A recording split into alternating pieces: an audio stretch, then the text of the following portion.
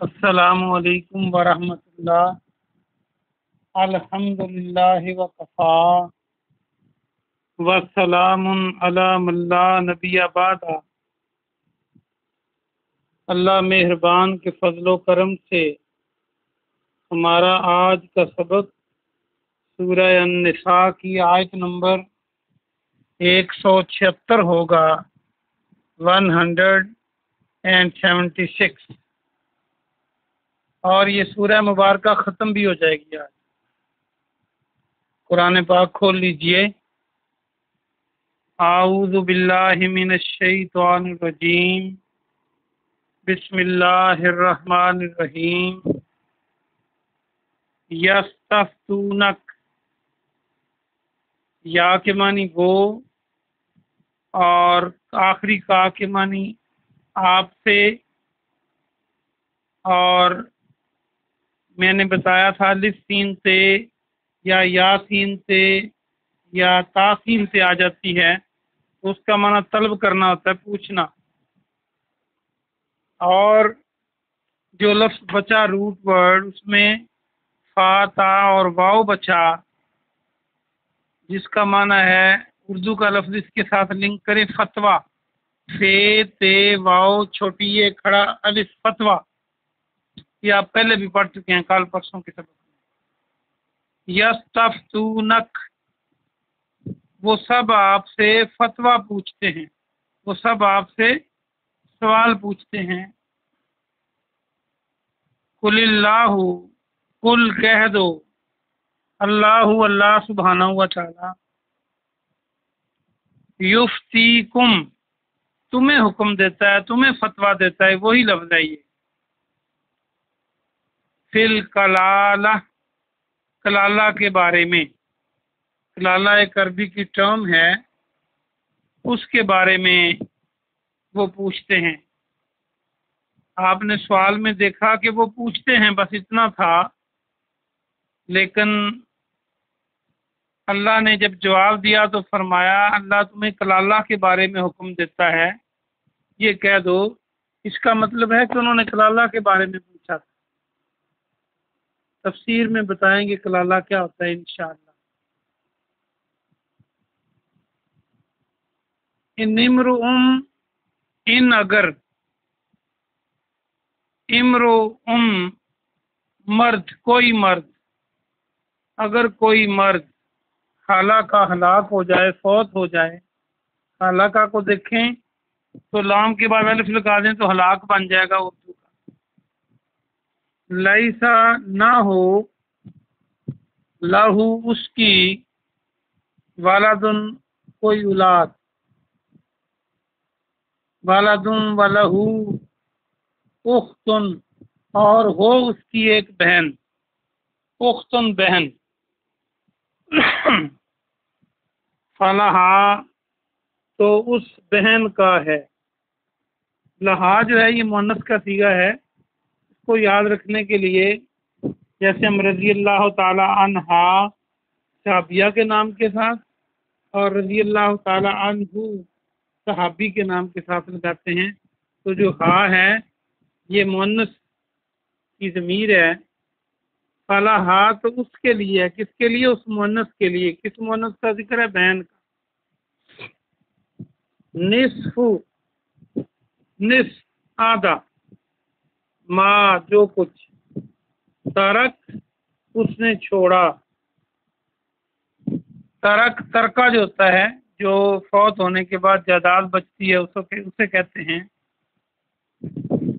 اسے ترکہ کہتے ہیں۔ ویسے اتفاق سے کوئی چیز چھوڑنا، ترک کرنا بھی ہم اردو میں استعمال کرتے ہیں۔ واہ واہ، اور وہ، یارثھا، وارث ہوگا اس بہن کا۔ وہ کون ہے؟ بھائی کی بات ہو رہی ہے کہ ایسی بہن ہو جو کلالہ ہو۔ اوپر ہے کہ بھائی کلالہ ہو اور اس کی ایک بہن ہو تو اس سے کیا ملے گا؟ اب اگر بہن کلالہ ہو تو اس کو وہ وارث ہوگا، کون؟ بھائی اس کا۔ لم، ان اگر، لم نہیں، یقل لہا، ہو اس کی، اس عورت کی اگر نہ ہو بلد کوئی اولاد تو اس کے مال کا بھائی وارث ہو اگر اس کی اولاد نہ ہو. فَإِنْ كَانَ تَسْنَتَيْن فَإِنْ پھر اگر کانتا یہ دو کے لیے ہے کانتسنتین وہ دو ہوں کون بہنیں فلہما تو پس ان دونوں کا الثلثان 2/3 حصہ ہے. بھائی کی جائیداد میں سے 2/3 ان کو ملے گا. مما اس سے جو ترک اس نے چھوڑا مرنے والے نے. وَإِنْ كَانُوا اور اگر ہوں سب اخوۃ الرجالن اخوا بھائی بہن رجالن مرد رجالم و نساء اور عورتیں اگر ملے جلے بھائی بہن ہوں مرد اور عورتیں فللذکری تو مذکر کے لیے مرد کے لیے فاکمانی پس لام کے لیے اور زال کاف را اس میں موجود ہے تو مذکر بنانا بہت آسان ہے میم لگانے سے. مثلو برابر مثل برابر کو جیسے ہم مثال دیتے ہیں تو برابر کی ہوتی ہے تو مثال ہوتی ہے. حظ الانثیین حظ حصے کو کہتے ہیں. نیا لفظ ہے یاد کریں.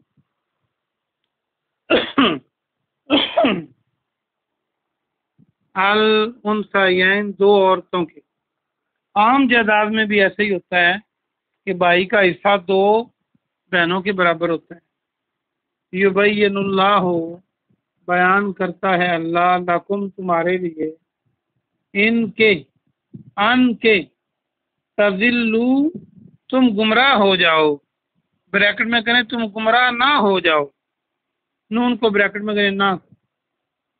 واللہ اور اللہ سبحانہ و تعالی بکل شیء علیم ہر چیز کو خوب جاننے والا ہے.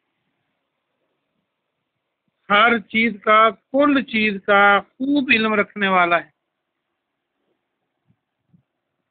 اس کا ترجمہ یوں بھی ہو سکتا ہے کہ اللہ بیان کرتا ہے تمہارے لیے کہ ایسا نہ ہو کہ تم گمراہ ہو جاؤ. یہ کہ تم گمراہ ہو جاؤ اگر نہیں لگانا تو پھر بیان کرتا ہے یہ کہ تم گمراہ نہ ہو جاؤ اور اللہ ہر چیز کو خوب جاننے والا ہے. الحمدللہ سورہ النساء ختم ہوئی. آئیے ہم اس کی تفسیر دیکھتے ہیں. واپس آ جائیے. اس آیت مبارکہ میں اللہ سبحانہ و تعالی نے کلالہ کے بارے میں ارشاد فرمایا ہے. لوگوں نے آ کے رسول اللہ صلی اللہ علیہ وسلم سے پوچھا اور کلالہ کے بارے میں پوچھا تو اللہ فرماتا ہے کہ وہ آپ سے کلالہ کے بارے میں پوچھتے ہیں تو آپ ان کو کہہ دیجئے کہ اللہ کلالہ کے بارے میں حکم دیتا ہے. یہ جو اہل زبان ہے نا یہ بہتر جانتے ہیں کہ کیا چیز پوچھی جا رہی ہے. اب دیکھیں اس آیت مبارکہ میں پوچھنے والوں نے کلالہ کا نام نہیں لیا لیکن اللہ نے جواب میں بتایا کہ ان کو بتا دو کہ اللہ کلالہ کے بارے میں کیا حکم دیتا ہے. تو ان کے پوچھنے کا انداز جو تھا وہ یہ تھا جس سے کلالہ صاف ظاہر تھا. تو اللہ نے فرمایا کلالہ وہ مرد یا عورت ہوتی ہے کہ نہ اس کا باپ ہو اور نہ اس کی اولاد ہو اسے کلالہ کہتے ہیں. یعنی عام طور پہ جو جائیداد تقسیم ہوتی ہے وہ مرنے والے کے والدین کو دی جاتی ہے اور اس کی اولاد کو دی جاتی ہے. باقی حصے بعد میں آتے ہیں.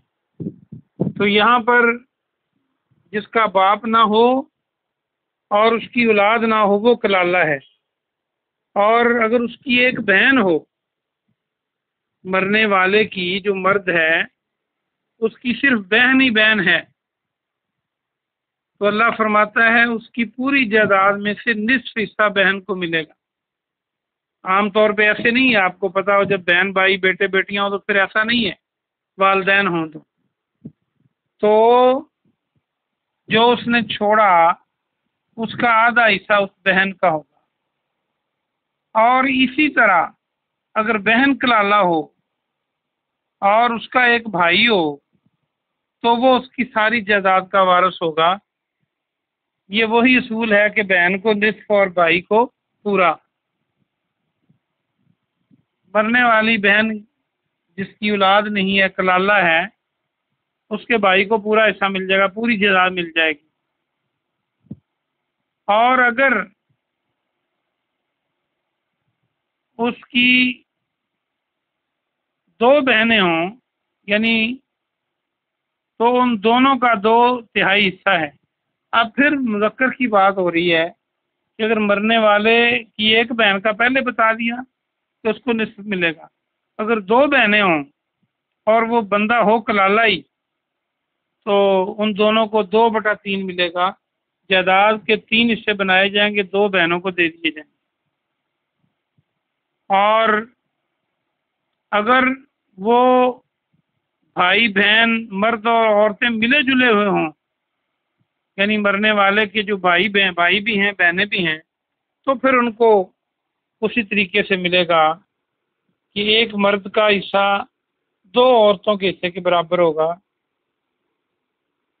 یہ اللہ کھول کے بیان کرتا ہے تاکہ تم گمراہ نہ ہو جاؤ، اور اللہ کو ہر چیز کا خوب علم ہے۔ اللہ کتنا مہربان ہے کہ اللہ جائیداد تقسیم کرنے کے طریقے بھی بتاتا ہے۔ دین اسلام میں چھوٹی سے چھوٹی چیز سے لے کر بڑی سے بڑی چیز بھی بتائی گئی ہے، کیونکہ یہ دین مکمل ہے، اور جو نئی آنے والی چیزیں ہیں قیامت تک ان کے اصول وضع کر دیے گئے ہیں، اور اس اصول پر علماء دیکھ لیتے ہیں۔